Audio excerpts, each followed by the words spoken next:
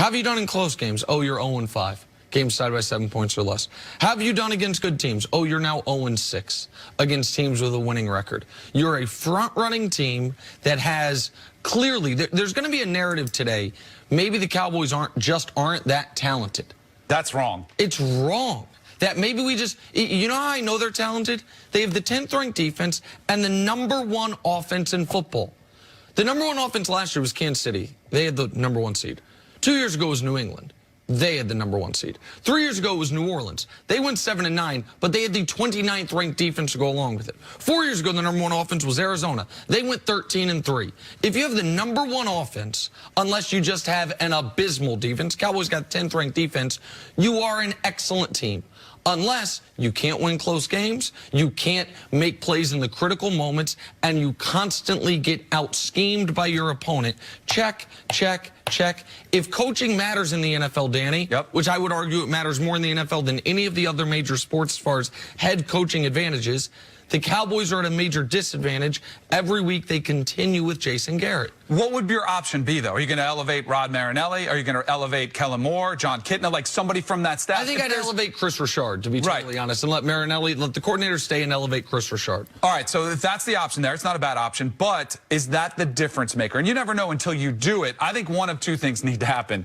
You either fire Jason Garrett, if you're Jerry Jones, or you stop talking to the media and keep this speculation going. Because a couple weeks ago it was, hey, I'm going to try to put pressure on this team and say that, you know, losing is unacceptable and I might make changes. Then you come out after Thanksgiving and you say 0% chance I'm making a change. Now you kind of, you know, then during the week he says Jason Garrett's going to coach in the NFL somewhere without endorsing him.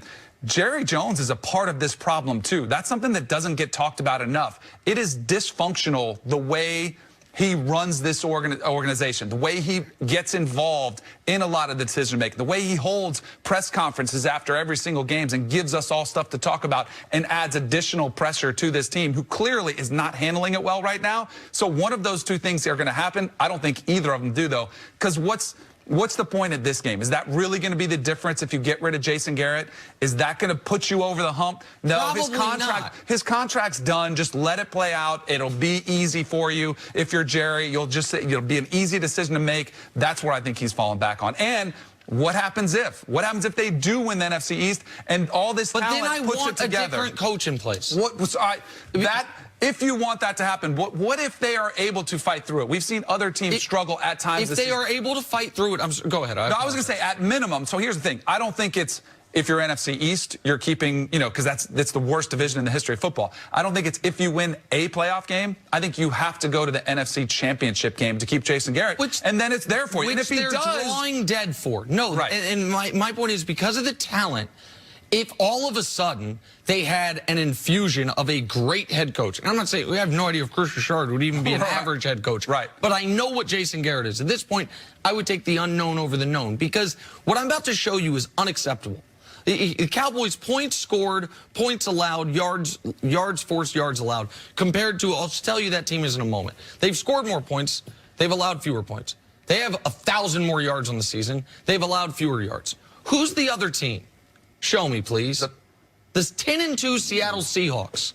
You know how a team can have scored fewer, allowed more, 1,000 fewer yards, allowed more yards? Because of two people, Pete Carroll and Russell Wilson. Russell Wilson makes the critical plays in the critical spots, and Pete Carroll always has his team ready to take a punch. Pete Carroll can Jedi mind trick his team into saying, we're going to punt the ball away, crazily, with 1:40 left in overtime, with no timeouts, and we're still going to win this game, boys. And somehow they do.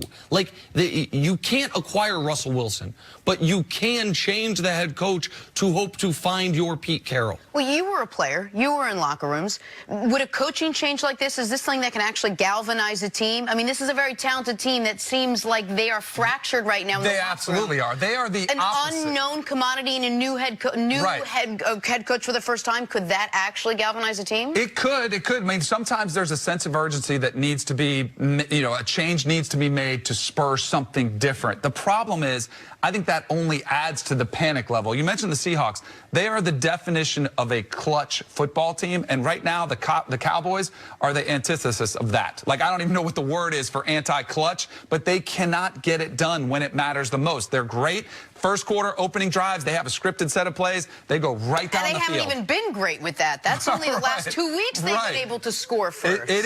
It is inexplicable how this happens, but I don't think changing a coach is all of a sudden going to rattle the cage and all of a sudden they figure it out and the I don't switch think comes it on. will either, but I know that the status quo is going to lead to, if they win the division, getting crushed at home by either Seattle, who they could I play don't as think a that's a 5 done seed, deal. San I mean, if you had me Francisco. put money on a team, I would clearly put those. But what happens if all the stats you give me, top 10 defense, Zeke puts it together? What if he rushes for over 120? They start off 7-0, get punched in the face and fold. And by the way, so the usual. On that comparison, credit to Football Perspective on Twitter, who brought it up last night. I saw it. I thought it was great. So I want to put it on the show. But all right, my idea. Let us move on to the biggest matchup on Sunday, the Chiefs and the Patriots, the new chosen one in Pat Mahomes against the original chosen one in Tom Brady. TB12 knows how fast this Chiefs team plays.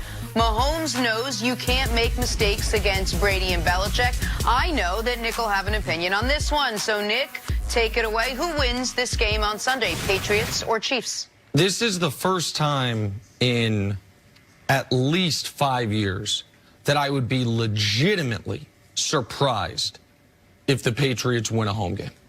It's not just that I think the Chiefs can win. It's that I think the Chiefs will. Look at the resumes of these two teams. I look at how they've played against the best competition, how they've played recently, and I say, oh, well, barring some unforeseen circumstances, why wouldn't Kansas? This game on Sunday, Patriots or Chiefs? This is the first time in at least 5 years that I would be legitimately surprised if the Patriots win a home game. It's not just that I think the Chiefs can win. It's that I think the Chiefs will win. And I look at the resumes of these two teams. I look at how they've played against the best competition, how they've played recently. And I say, oh, well, barring some unforeseen circumstances, why wouldn't Kansas City go to Foxborough and win? The Patriots last month, Danny, let's just look at it. Played Baltimore. They were down 17 in that game twice. 17-0 and then 37-20. They lost that game twice. They escape against Philly. Philly since then has not won a game and let Ryan Fitzpatrick hang 23 straight on them. They escape against Dallas 13-9. Dallas since then has not won a football game and looks terrible. They then play Houston and they're down 28-9 with 4 minutes left in that football game before they had some garbage time points.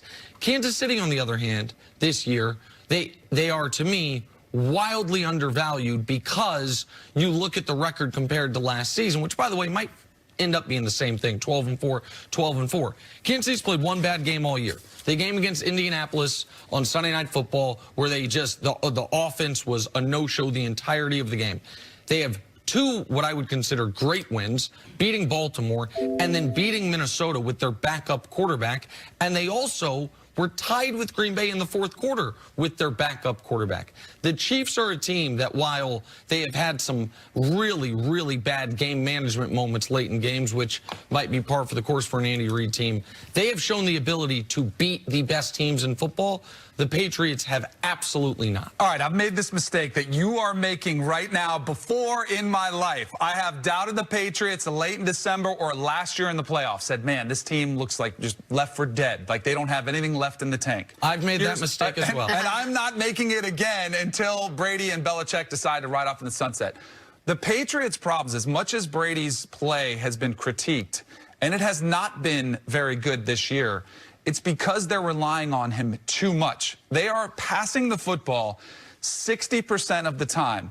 So that's the most since 2015. It's only happened 3 times in Tom Brady's career. 2015, 2012, and this season. They are relying on him too much with a lack of weapons on the outside.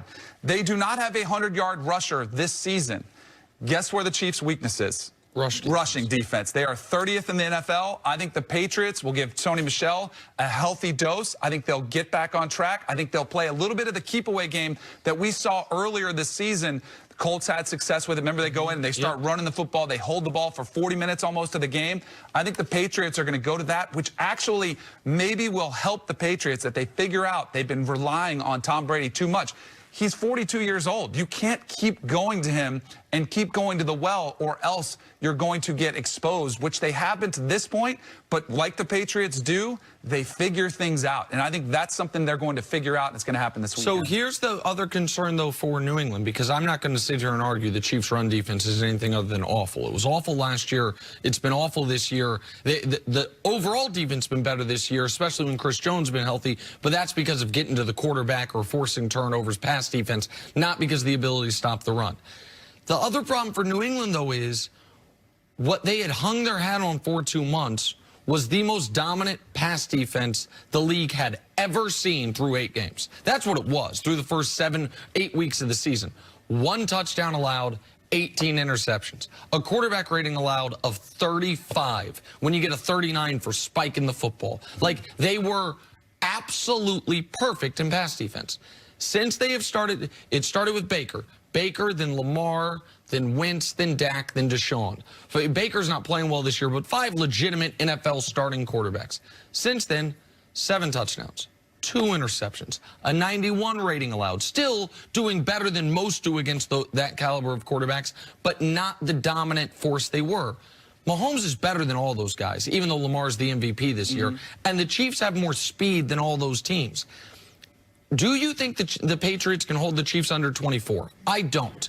If they can't, can the Patriots get to 27 even against this susceptible Chiefs defense? What evidence do we have recently that against any team with a pulse they can? That's what I haven't seen. Yeah, the matchup of the game, which is going to be fascinating, is Patrick Mahomes and Andy Reid's offense against Belichick and that defense. And that will determine the outcome. And you are right. I think I was on here after that 8-game run with the Patriots had, and I was saying, well, hold on, let's dial it back a little bit on the greatest of all time type of defense. If you looked at the list of quarterbacks they were playing against, you know, it was Luke Falk.